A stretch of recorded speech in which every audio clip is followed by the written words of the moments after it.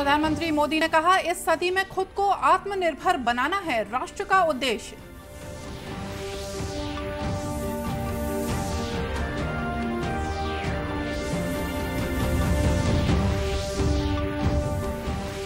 खैरागढ़ विधानसभा उपचुनाव की अधिसूचना जारी, 24 मार्च तक लिए जाएंगे नामांकन पत्र।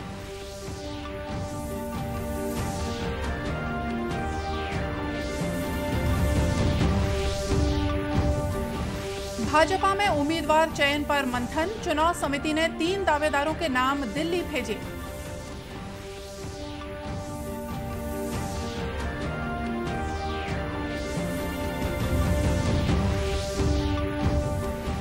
और प्रदेश भर में आज शाम जलाई जाएगी होली।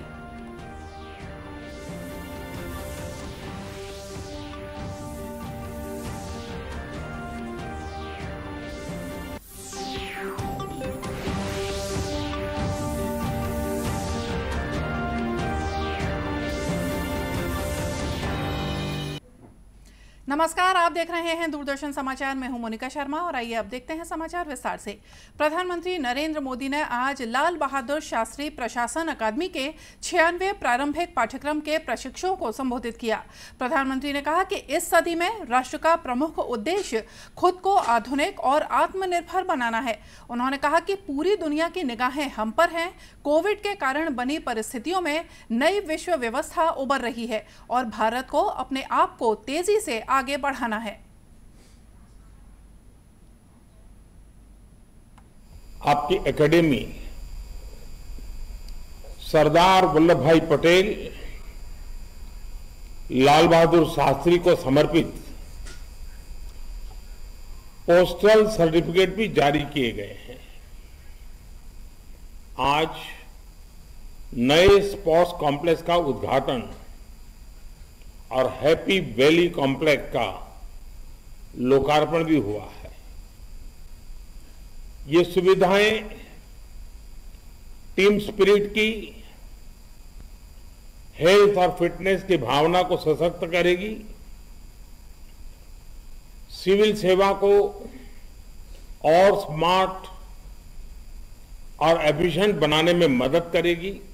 इन सारे कामों में आपको एक चीज का हमेशा ध्यान रखना है और वो है 21वीं सदी के भारत का सबसे बड़ा लक्ष्य। ये लक्ष्य है आत्मनिर्भर भारत का, आधुनिक भारत का। प्रधानमंत्री ने प्रशिक्षु अधिकारियों से कहा कि उन्हें रिफॉर्म, परफॉर्म और ट्रांसफॉर्म को अगले स्तर पर ले जाना है। सबका प्रयास बहुत महत्वपूर्ण है और ये हमेशा सकारात्मक परिणाम देता है। छत्तीसगढ़ में खैरागढ़ विधानसभा उपचुनाव की अधिसूचना आज जारी हो गई है। इसी के साथ प्रत्याशियों के नामांकन का सिलसिला भी शुरू हो गया है। निर्वाचन आयोग ने राजनांदगांव जिला पंचायत कार्यालय से नामांकन फॉर्म का वितरण शुरू किया है। खैरागढ़ उपचुनाव के पीठासीन अधिकारी लोकेश चंद्राकर ने बताया कि अभी तक कोई नामांकन फॉर्म जमा नहीं हुआ है। नामांकन की ये प्रक्रिया 24 मार्च तक चलेगी। किसी का नाम निर्देशन हमको प्राप्त नहीं हुआ है। आज से चालू हो गया है और 11 से 3 बजे तक नाम निर्देशन लिया जाएगा। ये 24 तारीख तक हम नाम निर्देशन पत्र लेंगे और उसके बाद 25 तारीख को हम स्क्रूटनी करेंगे और उसके बाद 28 तारीख तक लोग अपना नाम विड्रॉ कर सकते हैं। बाकी सारा दस्तावेज यहाँ पे उपलब्ध है और इवन जो कैंडिडेट है उसको 10,000 रुपये जो डिपॉजिट करना होता है उसके लिए भी हमने यहाँ पे फॉर्म वगैरह रखा है, उनको रिसीट दिया जाएगा। और अगर उसमें एसटी या एससी कैंडिडेट होते हैं तो उनको 5,000 रुपये देना पड़ेगा। पीठासीन अधिकारी ने बताया कि 25 मार्च को नामांकन पत्रों की जांच की जाएगी। उसके बाद वैध प्रत्याशियों को चुनाव चिन्ह का आवंटन होगा। खैरागढ़ विधानसभा उपचुनाव के लिए 12 अप्रैल को मतदान होगा। वहीं 16 अप्रैल को मतगणना के बाद परिणामों की घोषणा कर दी जाएगी। खैरागढ़ विधानसभा उपचुनाव को लेकर राजनीतिक दलों की तैयारियां भी तेज हो गई हैं। कल रात भाजपा प्रदेश चुनाव समिति की बैठक में प्रत्याशी का नाम तय करने पर मंथन हुआ। समिति ने पर्यवेक्षक समिति की ओर से बनाई गई 10 दावेदारों की सूची का परीक्षण किया। एक दावेदार की सामाजिक और राजनीतिक पृष्ठभूमि पर बात हुई। इस पर जोर सामाजिक समीकरणों और जीत की संभावना पर ही था। अंत में 3 नामों का एक पैनल बनाया गया। पार्टी इन्हीं 3 नामों को केंद्रीय चुनाव समिति को भेजेगी। भाजपा की केंद्रीय चुनाव समिति इन पर विचार करने के बाद खैरागढ़ उपचुनाव के लिए पार्टी उम्मीदवार की घोषणा करेगी। बताया जा रहा है कि उम्मीदवार की घोषणा अब होली के बाद ही होगी। पार्टी के प्रदेश मुख्यालय कुशाभाऊ ठाकरे परिसर में हुई इस बैठक में भाजपा की राष्ट्रीय महासचिव और प्रदेश प्रभारी डी पुरंदेश्वरी वीडियो कॉन्फ्रेंसिंग के जरिए शामिल हुई थी। छत्तीसगढ़ में कोरोना संक्रमण की दर अब 0.20% तक पहुंच गई है। बीते 24 घंटों में केवल 28 नए लोगों में कोरोना संक्रमण की पुष्टि हुई है। इस बीच 14,067 नमूनों की जांच की गई है। प्रदेश के 16 जिलों में कोरोना का कोई भी नया मामला सामने नहीं आया है। वहीं दंतेवाड़ा और सुकमा जिलों में अब कोई एक्टिव मरीज भी नहीं बचा है। इस बीच राष्ट्रीय स्तर पर कोरोना संक्रमण की दर 0.42% बताई जा रही है। देश भर में कल 2,539 लोगों में कोरोना संक्रमण की पुष्टि हुई।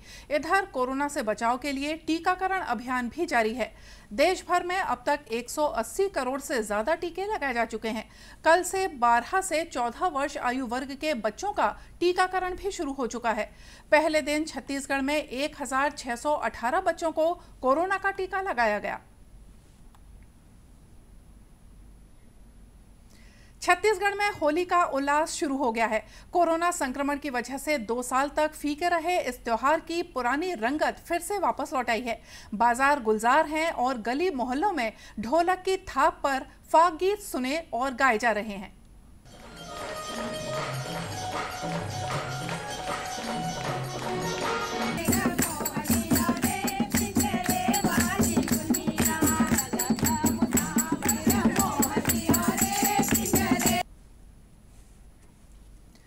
आज शाम को होलिका दहन की तैयारियां भी पूरी कर ली गई हैं। गांव-गांव में होलिका तैयार की गई है, जिसे शाम को सबकी मौजूदगी में जलाया जाएगा। इस बीच स्कूल और कॉलेजों में बच्चों के बीच रंगों भरी मस्ती जारी है। स्कूलों में छात्र छात्राओं ने रंग और गुलाल से होली खेलकर एक दूसरे को बधाई दी। विभिन्न कार्यालयों और संस्थानों में भी होली शुरू हो चुकी है। होलिका दहन के अगले दिन रंग गुलाल से होली खेली जानी है। विशेषज्ञों ने होली खेलते समय सावधानी बरतने की सलाह दी है। नेत्र रोग विशेषज्ञ डॉक्टर दिनेश मिश्रा ने बताया कि रंगों से आंखों को नुकसान हो सकता है, इसके लिए अतिरिक्त सावधानी बरतनी जरूरी है। उसे चोट लग जाती है तो उसके लिए आवश्यक है कि वो आंखों को धीरे धीरे सादे पानी से धोए, ताकि उसमें जो रंग लगा है वो बाहर निकल जाए। और साथ ही उसमें सामान्य जो डिस्टिल वाटर है, आप उसको सादा पानी डाल करके धो सकते हैं।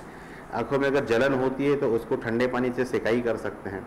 और यदि उसे धुंधलापन लग रहा है आंखों में दर्द के साथ में, तो आप नज़दीक के चिकित्सक से संपर्क करें, ताकि यदि उसकी आंखों में कोई अंदरूनी चोट लगी हो, क्योंकि जो प्रेशर होता है उस प्रेशर से कई बार आंखों के लेंस में चोट लग जाती है, कई बार पर्दे पर भी चोट लगती है, जो कि उसके लिए भविष्य में नुकसानदेह हो सकती है।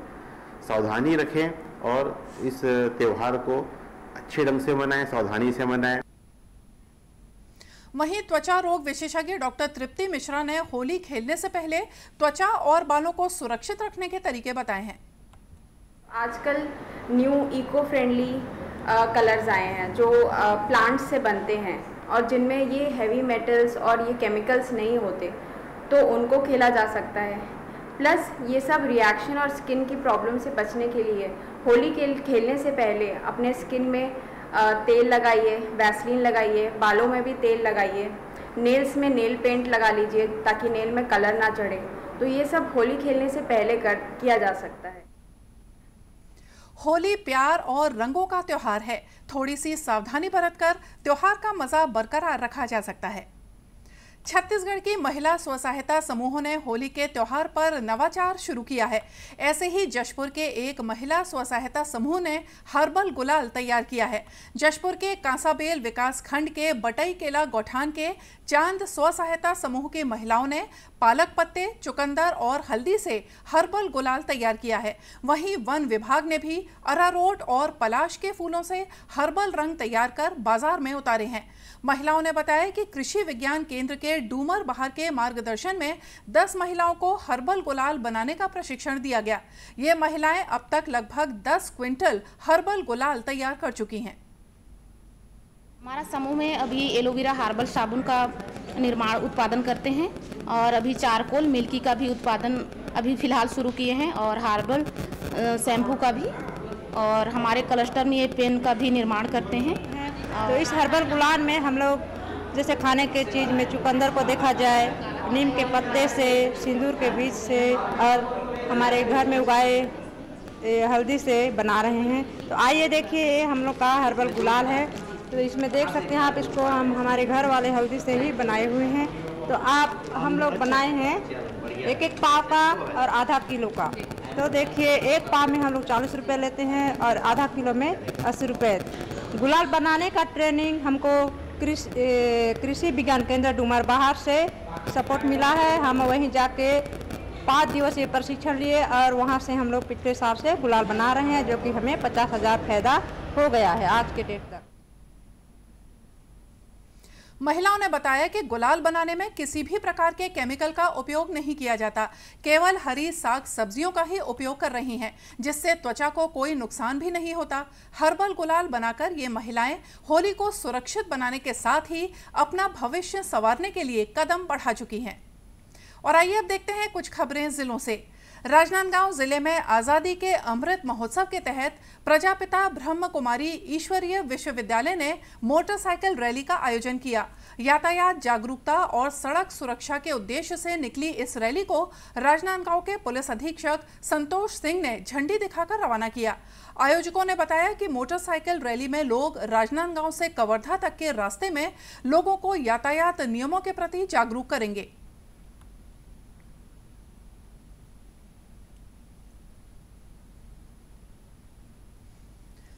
बस्तर के जिला मुख्यालय जगदलपुर स्थित महारानी अस्पताल के प्रसव कक्ष और मैटरनिटी ऑपरेशन थिएटर को नेशनल क्वालिटी एश्योरेंस सर्टिफिकेट दिया गया है।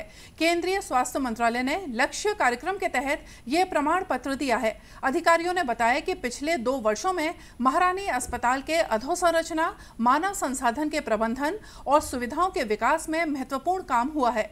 केंद्र सरकार की टीम ने जनवरी महीने में अस्पताल का दौरा कर सेवाओं का मूल्यांकन किया था। उसके बाद अस्पताल को यह प्रमाण पत्र दिया गया।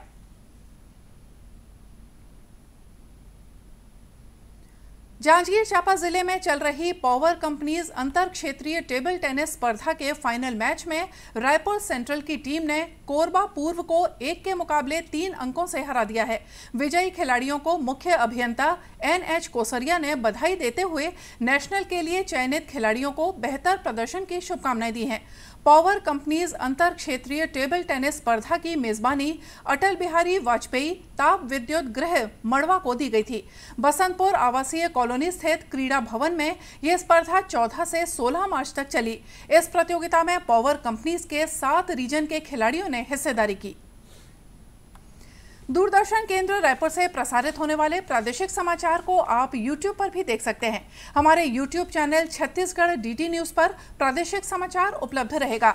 YouTube चैनल का लिंक और QR कोड आप स्क्रीन पर देख सकते हैं। अपने एंड्रॉइड फोन से QR कोड स्कैन कर आप छत्तीसगढ़ DD न्यूज लिंक पर जा सकते हैं। इसके अलावा छत्तीसगढ़ DD न्यूज फेसबुक और ट्विटर पर भी उपलब्ध है। और आइए देखते हैं अंत में मुख्य समाचार एक बार फिर से। प्रधानमंत्री मोदी ने कहा, इस सदी में खुद को आत्मनिर्भर बनाना है राष्ट्र का उद्देश्य।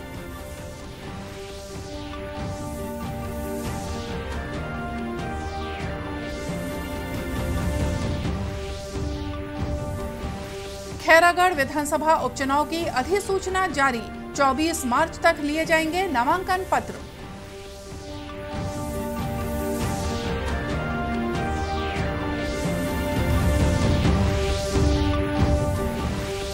भाजपा में उम्मीदवार चयन पर मंथन, चुनाव समिति ने 3 दावेदारों के नाम दिल्ली भेजे।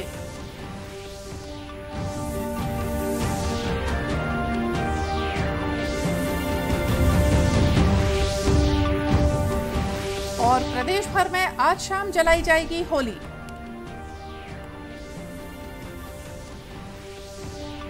और इसी के साथ ये समाचार बुलेटिन यही समाप्त हुआ। नमस्कार।